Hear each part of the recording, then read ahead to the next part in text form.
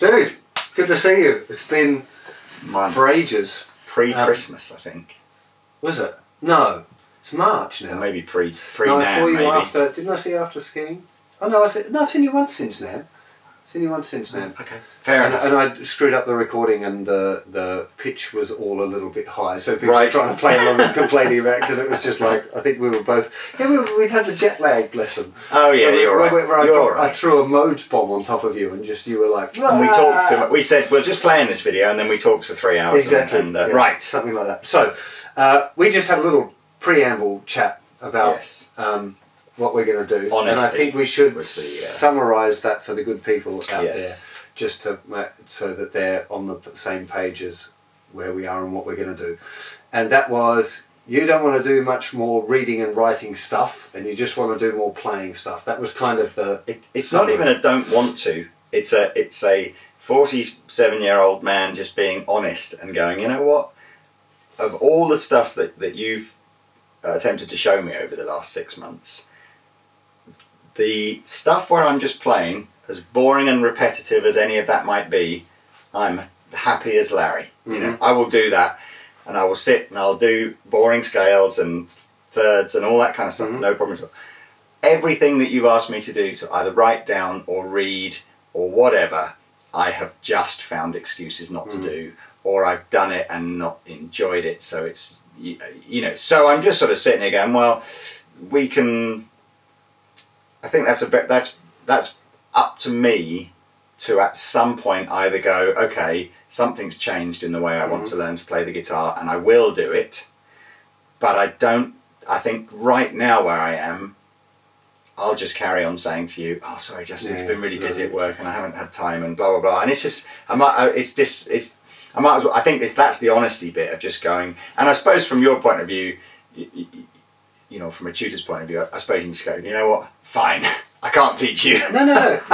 What's really important is that there's two parts to being a teacher for anyone. And I feel like my job as a teacher is to help you get where you want to go. Yeah.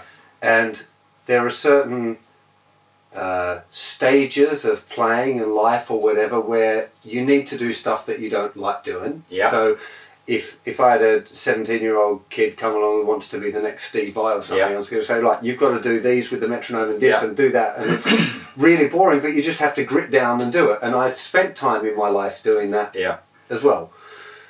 But right now, I don't do that, and I wouldn't do that, and I wouldn't practice stuff that I don't enjoy because I don't have enough practice time for myself, the same as you. So in a limited window, I want you doing stuff that you really enjoy because I want you to feel inspired by the instrument.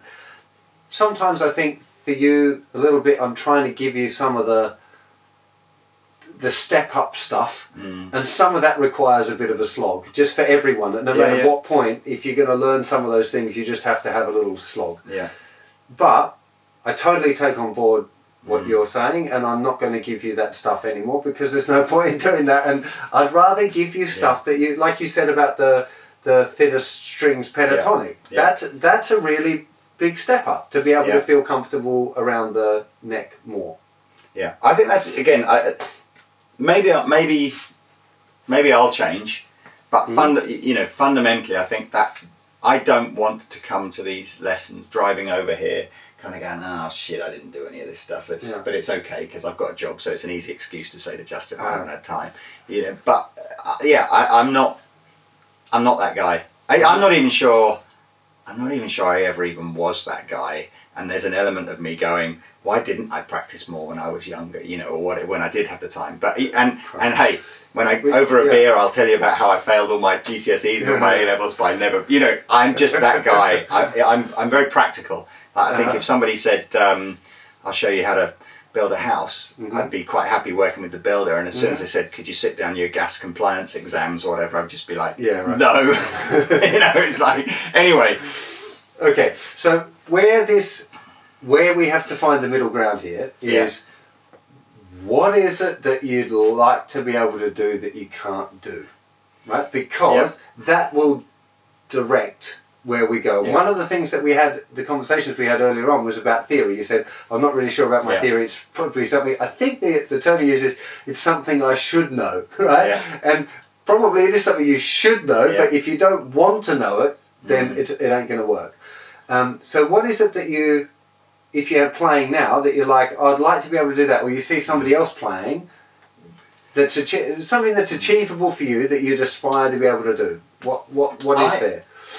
I think some of the exercises that you gave me, boring as they are to play repetitively over and over again, were incredibly useful at just, you know, getting fingers to work that perhaps I typically wouldn't use, and accidentally finding things where you go, well, that's nice. I kind of think that, you know, I'm more and more using this, and trying to add into the playing this idea of going, well, here's a chord progression, and over some of the chord, let's say it's what's predominantly working is just, you know, playing some major, you know, playing licks within the major scale, but going, actually, you know what, there is a chord, you know, like on the 4 or whatever, or on the 1 and the 5 or whatever, where you can actually, you know, you can throw in a little bluesy, you know, and it works. So that's not necessarily. I think that's just about maybe doing it more, rather than necessarily going, okay, here's the theory about why it works over the. Well, maybe not even. I almost want someone to go, just don't play that over the 1. Play that over the 1. But when you get to the 4, by all means. Okay. Are you fussed about? Right. So yeah, you're almost. For me, when I listen to you play, the one thing that I would like to hear from you more is making the changes just a little bit more. But yes. I want to hear that you're on the 1 chord, that you're confident that we're on the 1 chord, and you're targeting the 3rd. And I know that's something you said earlier, like targeting the 3rd and the 7th. It's a good idea. I think just targeting the 3rd, for me, would be something that would be a really cool, a breakout. Yeah. Now, is that something that you feel, because you're kind of hinting at it, but I'm not sure if you're just not sure of the terminology to say, yeah, I want to learn how to target notes, or whether it's something that, or that sounds a little bit technical already. I think if you showed me the licks that target the, or, you know, you know, I mean, I can sit and go, okay, well, you know, something that made, you know, small breakthroughs. You know, I know how to physically count to the 3rd. You know, obviously that's a bit. But then all of a sudden you go, well, hang on a second. The 3rd is always in the same relative position to the note, and it only changes between the G and the B string. So I'm sort of going, okay, well, and that in a sense is more. What's the right word now? All of a sudden it becomes less about thirds and more about the fact there it is, you know. So it's like, is it a 3rd, or is it just a nice sounding note? It's a nice sounding. It's both. So I suppose if we sort of say, here are the nice sounding notes, and rather than you know, I know. As you were talking before when we were off camera about making the changes and playing in other parts of the neck and blah blah blah. The one thing that I had in mind as you were saying that was potentially looking at the B.B. King pentatonic, which is not the major pentatonic and it's not the minor pentatonic. It's another one. Right. It's a really, really tasty little box, and it fits over all of the chords. But the notes that you bend, you have to bend a tone bend when you're on the 1 chord and a semitone bend when you're on the 4 chord. So I was kind of thinking that might be a nice way of giving you something to noodle on. It's a little bit new, so you might not have come across it before. It's got a theory element attached in that you have to understand, like, well, this note here is the note B, and when I'm on the A chord, I want to bend it a tone to the note C sharp. When I'm on the D chord, I just want to bend it a semitone and that kind of thing. Yeah. It uses the 6th, which I know was one that when we first started mucking around adding that note in, you were like, oh, this sounds all funky. Yeah. So it just kind of gives you a different... Let's try that. Should we have it just as a kind of a launching pad for something new? Yeah. Again, I think that we want to work more on this, you know, the playing stuff. Yeah.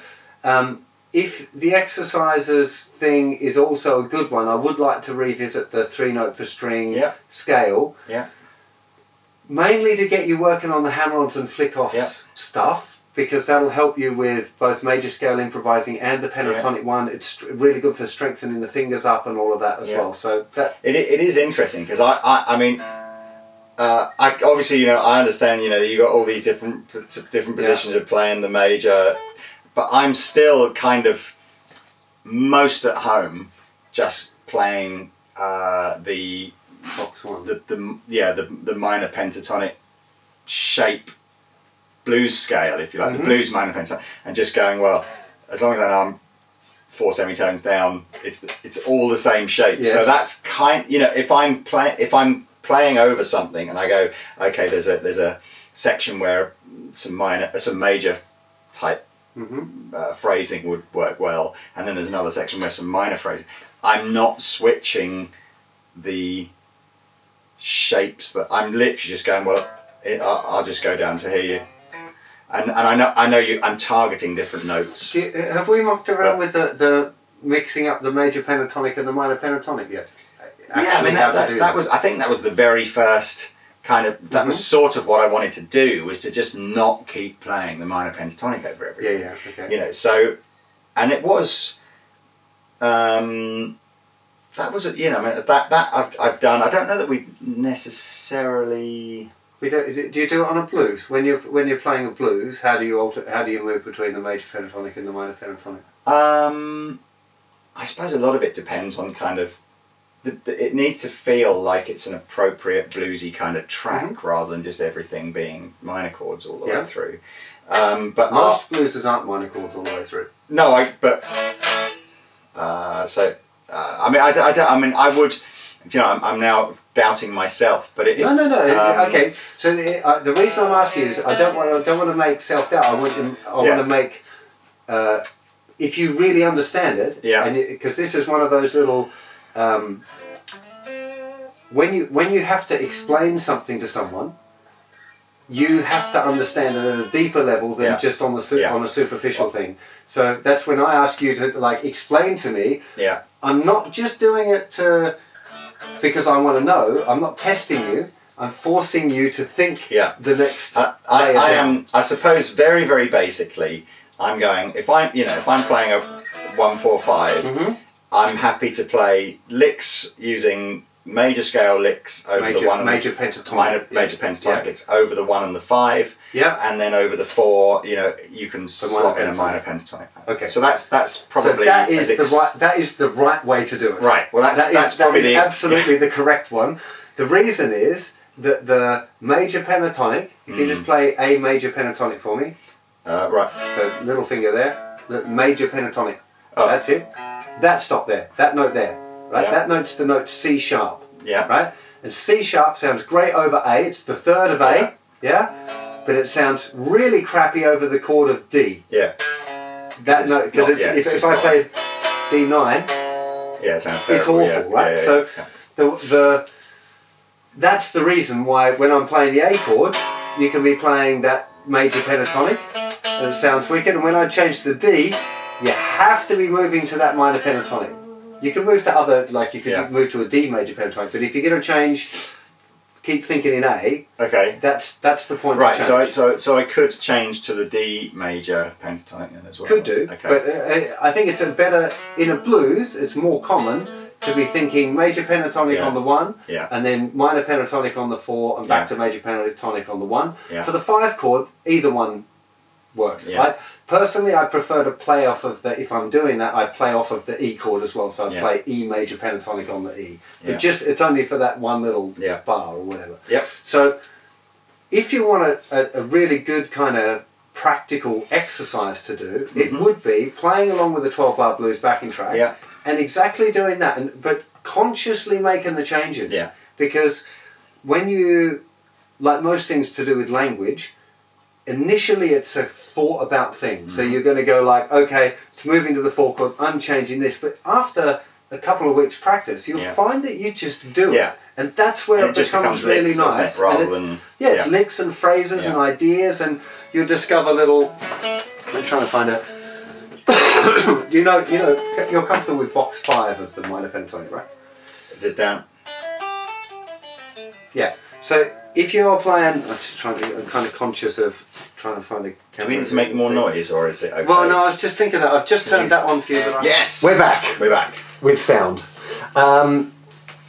So what I'd like to do first of all is just play through 12 bar blues, basic shuffle in the key of A, and I want you to try using the major pentatonic on the one chord and the minor pentatonic on the other ones. So just when we're on the one chord, and I'll call it if I feel like you're not doing it.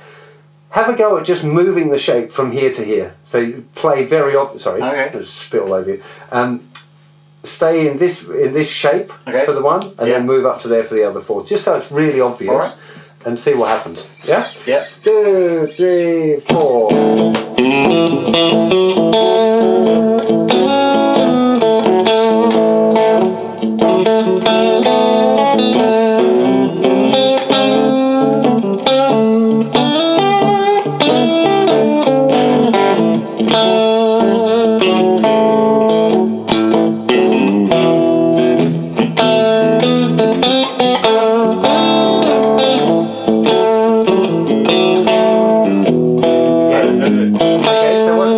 Weird. Do you know? I suppose yes. It could just be that early in the morning. My note choices were poor there. There's a thing. You slightly threw me in the sense that, again, this is Shakespeare. On the one, I would be. I'm used to sort of playing. Where's that here? Well, that's what I didn't find the first time. So That's it. Okay. That's the bit where I should have played that, but. Try it again. Okay. Here we go. 2, 3, 4.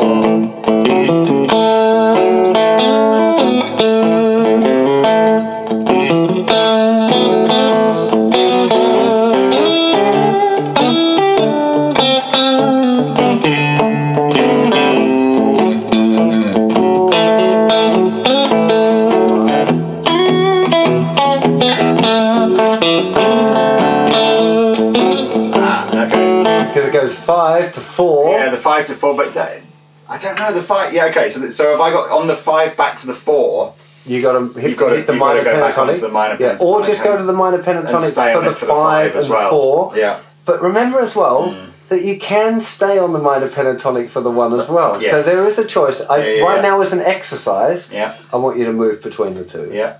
But you don't have to in the long term. And I think again that's about finding. It's just it's cool. I mean this is exactly the kind of thing that I think I would just put a straightforward 12 bar on, boom, and do that and work out where was it sounding better on the where does it sound cool staying on the major pentatonic versus the. But I do like the fact that just that first bit instead of what I would have done for years of just starting there. At least you're. Funny, you just went. You're bending to the third. You're bending to the major third there. Look, what here? Here, you're bending to that note, which Right. is that's the major third. Yeah, that's the major third. Now, here's the next little task. You know that the major pentatonic is also here, right? Same. Yes. Yeah. Excuse me. So now what I'd like you to try is think of this little box. That's it. So that's your major pentatonic on the 1. And then when you go to the 4 chord, so you're staying in the same spot. So look, you might have, here's the 1 chord. 4.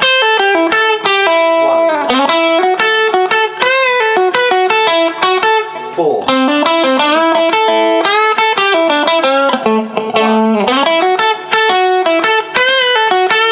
5. 1.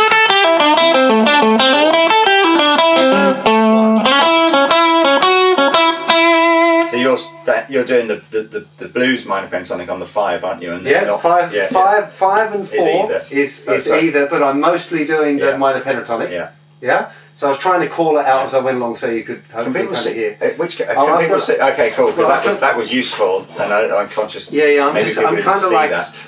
I need to figure this out, guys. I'm really sorry. It's like because I mostly film on my own and I've got a camera over here, but when Lee comes, particularly today because I've just come back off holiday like late last night. So I'll explain that again. Where hopefully it's nice and clear now over there. I'm conscious as well with these lessons, like I want it to be your lesson and not like a broadcasting thing. Yeah.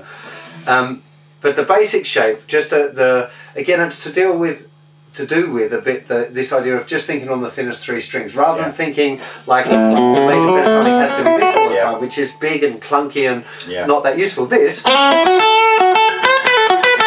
is super useful, you know, and especially the thinnest string here as well is a nice one to bend a tone, just by the way. Because it's this note. It's the octave of that. Yeah?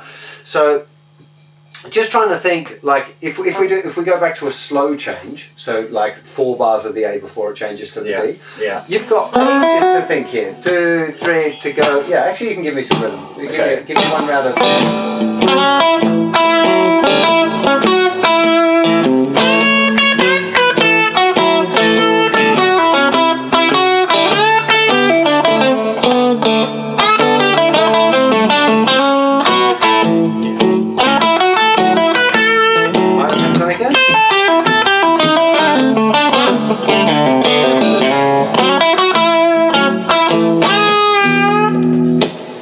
Yeah? That's it. Let's go again. One more round of that. Okay. 2, 3.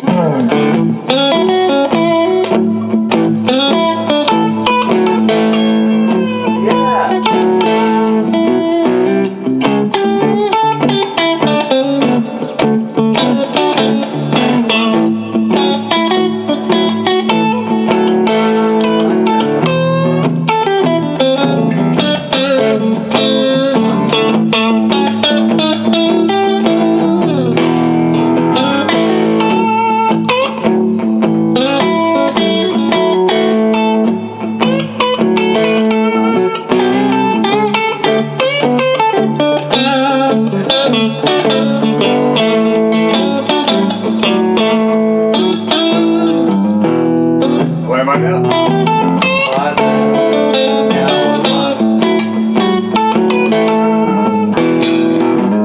excellent. I could do that a few times. It just needs to become second nature.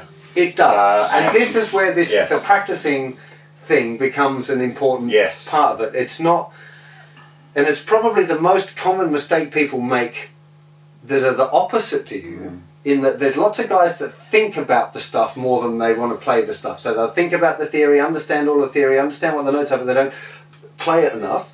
For you, we're not that fussed about learning the theory part, but you're just going to have to play it and play it and play it until it just happens. Because you don't... The Neil Young thing is one of my favourite... I think actually it was his manager that said it, is the more you think, the more you stink. And it's really true that when you hear people play that are thinking about what they're doing, you can smell it. There's this thing about it that just makes it not right for the listener. I'll tell you what I want to find, and this you can either give me some heads up. But what I liked a lot about that was the lack of effort required to go. Yeah, so now obviously, presumably, you've also got. You could stay in the major, but you're also no. You've also. What's the question? Well, as in. Presumably you've got these very simple major to minor kind of licks, but everywhere. Everywhere, yeah. So that's the bit. So if I'm sort of going right, so here is that. There's some major licks, and again I guess that's the simplest one to because it's that position 1. So if I moved the major licks up into like a position 3, I'd be. Okay, what are the notes? Oh God, don't do this to me. No. Stop for a second. Stop. This is where it becomes really useful, because instead of going, oh, don't do this to me, you just go, oh, it's C sharp, E, F sharp, A.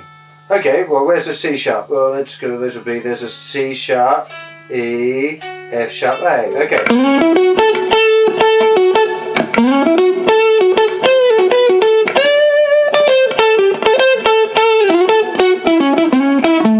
And you've got access to it without having to think about it or worry about it. But that's the same. Rather than playing the same notes down here, what I meant was if I haven't worked this out in my head yet. But so as I said, if we take that, so I'm just trying to think. So your position, you've got different octaves. Is that what you're talking about? Because it's only 5 notes in the minor pentatonic scale. No, I'm thinking about. So what I was doing before. So if we start off with that major, I'll just play like the top 3 things. So you've got that major here, and then you. So you got. Then. So I've got it here. Yeah. So. But equally, if I'm now playing over A here, I know I've got. Yes. So what that was my question was, okay, so now I need to find. No, wrong place. Yeah. All I mean is they're just really simple economic movement between a major and a minor lick. Yeah. So it's not. I didn't mean as in just. Can I play the same notes but moving it all down a string so I get a different sort of tone? Yeah. Okay. So it is each time it's the same notes because there is only 5 notes in the minor pentatonic. So here 1, 2, 3, 4, 5. Yeah. If you're looking at doing the same idea. Even if you're starting and finishing on it is the same notes all the time, right? When I moved it to here, I was just showing you so you can definitely hear that it is going to be the same notes each time. My suggestion would be before you do, because what you're talking about is definitely something that should be on the cards and it's a real fun thing to explore. Until you really nail the changes in one area, if you try and find all of those other relationships there, I think it just dilutes the knowledge of what you've got. No, you're right. And it's it's the specific chord that I was like 1 or 2 seconds before each change. You know, so I'm sort of going, I'm either too early or too late or whatever. So you're right. I've just got to practice like having that. Exactly. And there's another thing that you're learning that you might not have clicked on yet, but it's possibly the most important part of it, and that is learning to know where you are in the tune all the time instinctively. Yeah. Because there was one time that we were just having a little play and you went, oh, where are we? And you had to stop and listen. Especially with the blues. You play a lot of blues. That seems to be like your forte, the thing that you enjoy doing the most. I don't want you to have to think about it at all. I just want you to know at all times where you are in the blues. And that's not an impossible thing. It's not even a particularly difficult thing. Yeah. All it is now you staying aware of it and opening up that new part of the brain that is staying aware of where we are in the changes in order to be able to make them. Because this is grown-up blues. Sorry, this cable's kicked on. I need to figure what to do with it. This is kind of grown-up blues now, making the changes, and it's what all of the guys that you really like all do this. Yeah. They're all aware of the changes. It's not like Keith Richards or B.B. King or whoever's probably going, oh, I'm going to target the third here.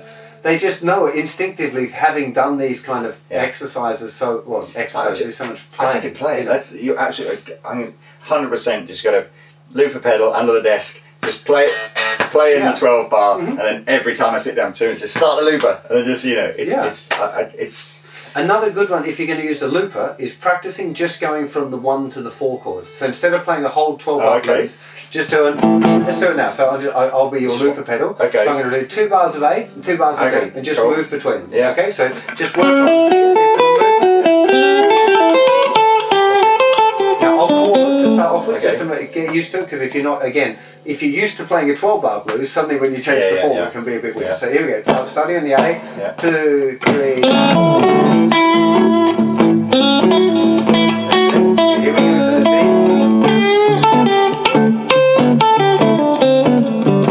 Back to the A. Now, what I don't want you to do. I went too early. Yeah. And I don't want you to hit. Make sure you don't hit that note over the D. A. Oh, the D. Sorry. Yeah. Here we go. Same thing. 2, 3, 4.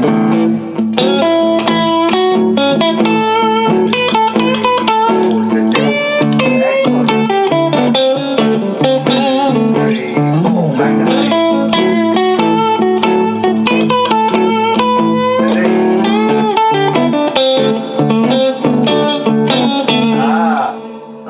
didn't. Yeah, you're doing this over the D, which over is the D, which is now this. Well, not this no is good, yeah. interesting. Doesn't sound great. It doesn't. Well, it's not like. There's no It's not as point bad when as you, that note. It's not as bad. It's the same note, just. Oh, is it? Yeah, of course it is. But it's just it doesn't clash as much because it's a bit higher. Right?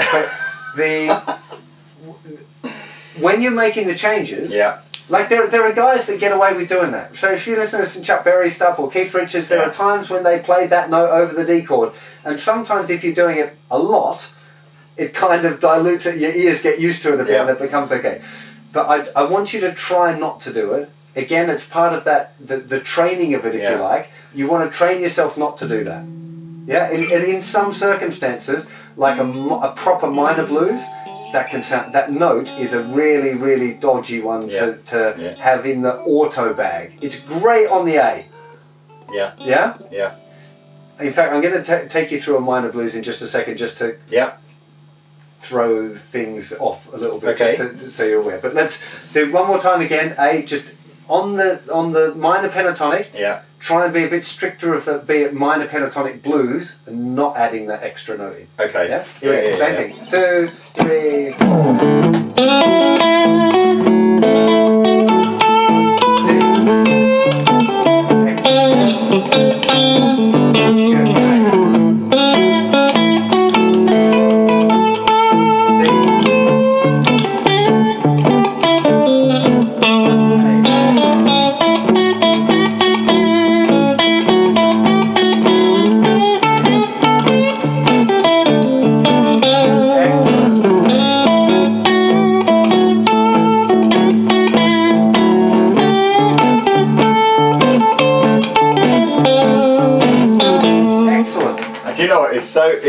It's really that is such a comfort blanket lick for me. For loads of people. It's just like don't. I think that's the fingers down the blackboard for Pete Honore. It's like for me, he's just like ah. But you're right. It's in the wrong place. It's not like if it. Yeah, it's bad.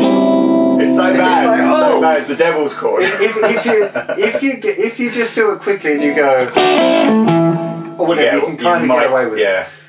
The reason that another example of why you have to untrain that as being an auto one is playing a proper minor blues. And when you said before about playing, if you're playing over all of the minors or whatever, 99%, well not 90%, 90% of the time when you're playing a blues, it's over major chords, not minor chords. So if I play a minor blues for you, exactly, so we're playing over A minor, D minor, and E7, or E7 sharp 5 minor, whatever, like a Thriller's Gone or something. Yes. That kind of style. If you whack that note in there, it's like it's horrendous. Oh my God, what's he doing? Okay. And so that can be a good practice one again. So would it over that? Does anything in the major? No, it's all minor pentatonics and never that note. Never that note. Okay. You can use these two, the 6 and the 9. But you have to be careful with this one because this one is the F sharp, which clashes when you moves to the D. That's like the worst one, even worse than the major the That's C really sharp. good. I'd never really in my head thought of that as effectively being a major. It's the major third of third. A. That's So I throw this in all the time when I probably shouldn't. So possibly. Try Try a minor blues. So just minor pentatonic now. Yeah. Don't hit that note. I won't hit that note. Right? But here's a little trick for you. If you think don't hit that note, you're going to hit that note because your mind is thinking about that. So instead of that, try and switch your thinking to just I'm only going to play the minor pentatonic.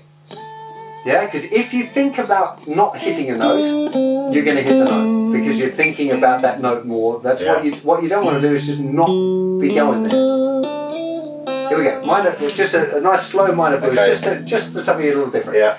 2, 3, 4. A.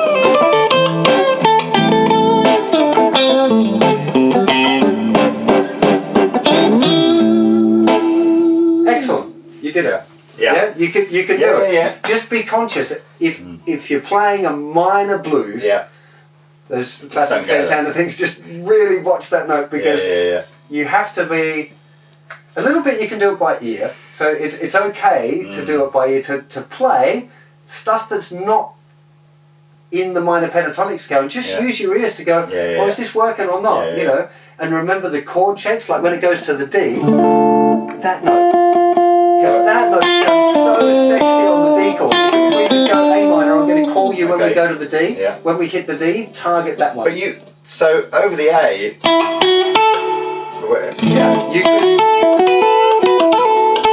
could use those, just not this one. Yeah. But then when it goes to the D, if you whack that one, it's going to sound. You have to be thinking that one. I'm going to throw those. Okay. Here we go. 3, 4. Just try it. I don't like it.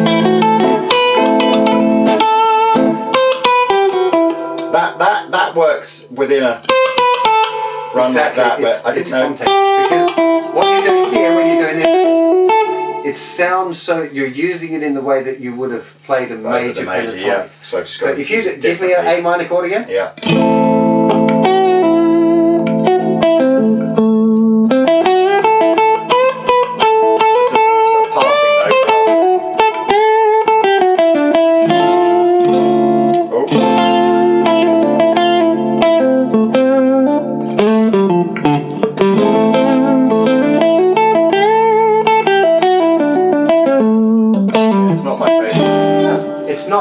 It's not one that I would probably use all the time. Again, it's just to do with context. There are times where it's nice to make the change because it becomes really obvious when you make the change. But you can't use that. It doesn't work over the F doesn't work over the A. Almost. Maybe. In these kind of little.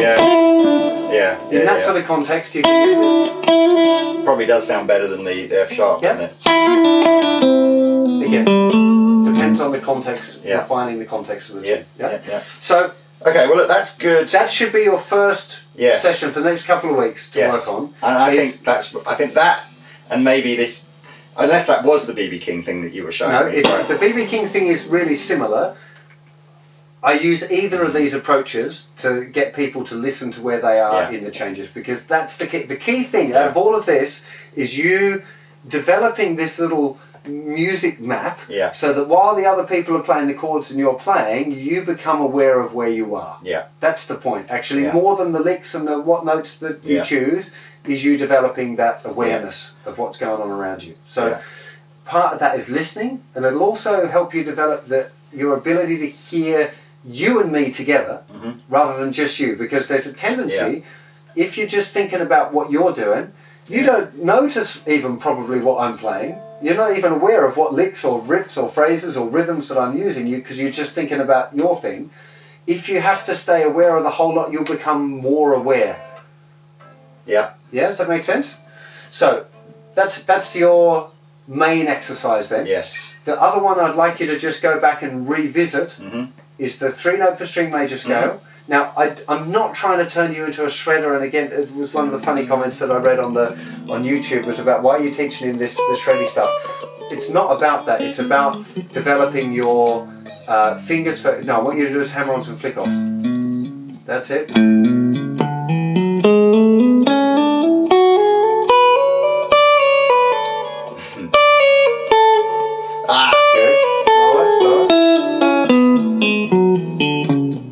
Good. Okay, so the practice will be up, down. Do it in G, and the reason I want you to do it in G, one, it's a little bit more stretchy. Second, G major scale and A minor play really nicely together. So if you practice all your stuff in G, when it comes to your A blues, you can rip into some of these kind of licks and phrases that come off that. That's that.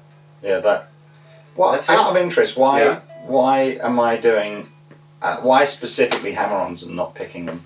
Because I want to train your fingers up for doing the hammer-ons and flick-off movements, so when you're playing a blues or playing other licks, you're more comfortable going... You can get more of this. There's lots of these little phrases that you've pointed out that you like, I do like chapter them, ones or whatever. Yeah. And we can learn them in the minor pentatonic, but doing it in this one is going to open you up a little bit more to the major scale. If you can, try doing all hammer-ons. Picking direction doesn't matter, we're just doing them, and then all flick-offs.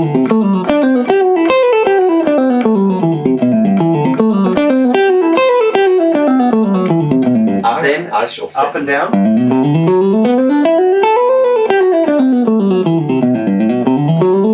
Okay? Yeah. If you can get to that point where you do all hammer-ons and all flick-offs, the next lesson, the next build on that is to put it in time. Because at the moment I just want you thinking about getting nice and clear notes. I've got a series on the website that I've just done. It was kind of inspired by looking at the things that I wanted to teach you anyway. So it's called the Legato Primer. It's one that I used to teach years ago. It's kind of, the guitarist this year I taught a pretty similar sort of a course. But if you get your fingers onto doing that, if you get a chance, watch the videos. Just because it'll take it through a little bit more detail about exactly the point here is to get the notes really clear and to be a little bit, at the early stages, a bit harder than you want. So you really want to have the notes to be really clear, especially with the flick-offs. I want to hear this. Yeah, it's the flick-offs that I find hardest. Do you hear what I mean? As opposed to this. That's it. Good.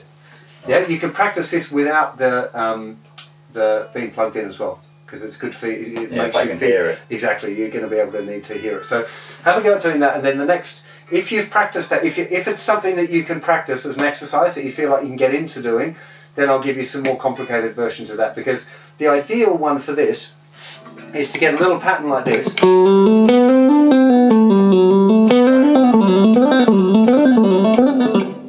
Now, the point of this, the reason I'm getting you that I'd like you to learn it, is because you go from learning big, strong movements. As soon as it gets faster, they flow more. It becomes this. It's like you have to touch more lightly, and that's where it becomes handy for doing the faster blues licks, your Stevie Ray Vaughan type things. I know you're a big fan of Mr. Mayer. A lot of his kind of lines and the way he plays involve these kind of legato ideas, and I found it easier to teach people using a little phrase like that than trying to teach it in the pentatonic scale. But once you get it there, we can apply it directly across the pentatonic, and it should be. I can already feel my hand going. I don't like it, but that's a good sign, isn't it? It's really good for the muscles in your hand doing these kind of exercises, particularly the flick-offs, the pull-offs or whatever. They're really handy for that. Does that make sense? Does that sound like a good couple of weeks' work for you to get back into? Show me this BB King thing before I go, and then that's it. You want the BB King thing? Well, just because it's like, wait, or maybe I shouldn't. Maybe that could just be like that. Maybe this could be like the taster thing for the next episode. So that shape that we just did here for the major pentatonic. If we play it here, it is the major pentatonic. If we take exactly the same shape up, but we put it, there's the root note, so that we're in the key of A. That's called the BB King blues box, the BB's blues box, right? So what happens is, so you can play that in A. Yeah, over an A blues. Now what's going on here is that we've removed the third, so we're not even playing this note here, the C, the one that you love so much. We're not playing that, and we're not playing that one. Both of those are gone. But they're both easily accessible from bending this note. So if we bend this one a tone, we get this C sharp, and if we bend it a semitone, we get the minor pentatonic note. So if you just do me a 12-bar blues, key of A.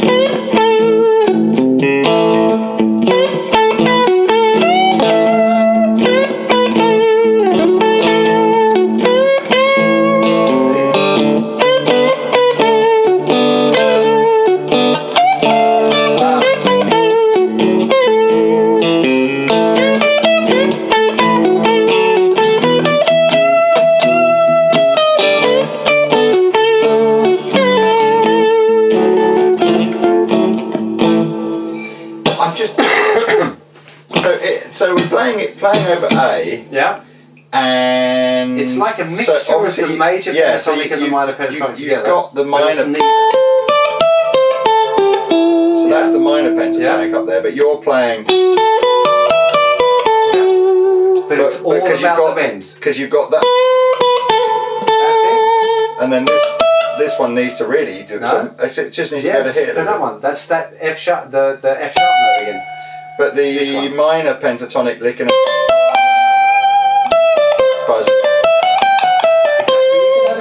so.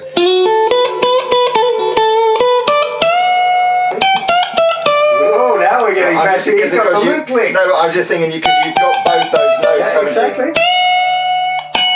Whose lick was that? Did you say? Luke's. What, Steve Luke? Is that is that right? Okay. You didn't know that? Why am I?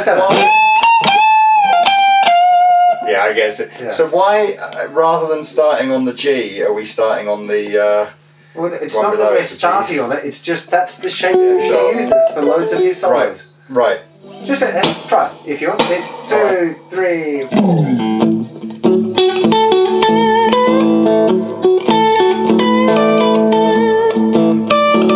Sounds good. That. No, okay. So that's got to wait for the 4, has it? Look, it's that note in the pentatonic. It just sounds weird. If you just stop on it, it's just a bit weird. Right. So it's just one that you can play. You just unlikely to stop on it. But on the D chord, it'll be amazing. Yeah. Just try it one more time, then I'll go through this lesson with you as a secondary thing. Here we go. 3, 4.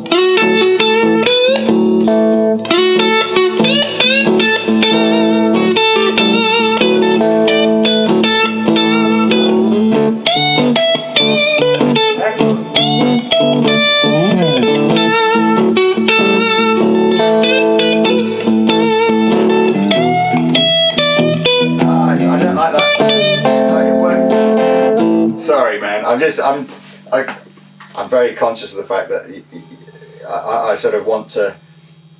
I don't want to just skip over it when it doesn't sound good. But that's in that 5 note sort of thing. Yeah. That's the only one that really has a. It works great on the D chord. Yeah. It works great on the E chord. You just have to be wary of it on the A and use it as a passing note. Yeah. The thing with the BB box is the BB is possibly the most grown up of all of those blues guys in that he makes the changes all the time. Right. So when he's playing, he doesn't have. He's got a few licks that fit over everything, but most of the time he's playing changes. It's like a jazz music. He's a jazz musician in a bluesman's body kind of thing. His head is in the changes all the time. Is that because that's where he's not singing or something in the when you say playing in the changes, you mean he's always aware of what the chords are and he's playing almost. You could think in terms of he's playing kind of arpeggio. He's playing notes of the chord almost every time. Right. Almost every time. I think it's because he's mostly a singer and he's used to singing exactly the right notes of the chords all the time because that's what singers do naturally. That's what we would do if you took away all of the shapes on the guitar. And this is kind of an interesting thing. If you think about if you were just trying to express yourself through your voice and you were confident singing exactly what you heard, you would play off the chords all the time. There'd be very little of this scalular kind of playing. Yeah. So he's reached that point where he's just expressing something that he could sing kind of thing. And when it comes to playing that kind of change, one of the reasons that works so well is that he's aware of those changes. So there'd be none of this going on the A chord because it just sounds weird. So you would only be on the A chord.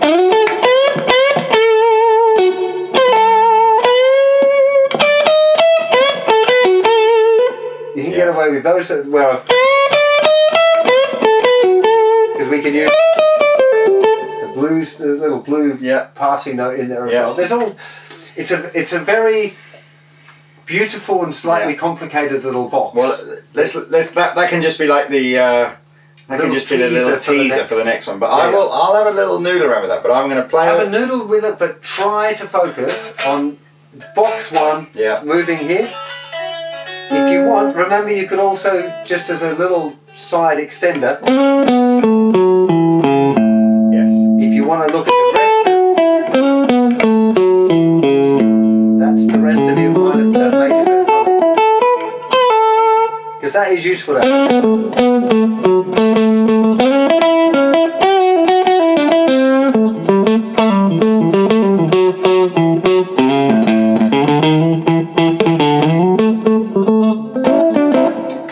That's enough. Still, yeah, that's enough. Brain will explode. That's good. It's cool, man. Thank you very much. All makes sense?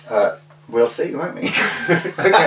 If you don't get it, no, it's all good. A text, hey. Thanks, man. Take it easy. Worries. Okay, hope that was fun and in tune, and sorry if there were funny camera stuff. Hopefully everything worked.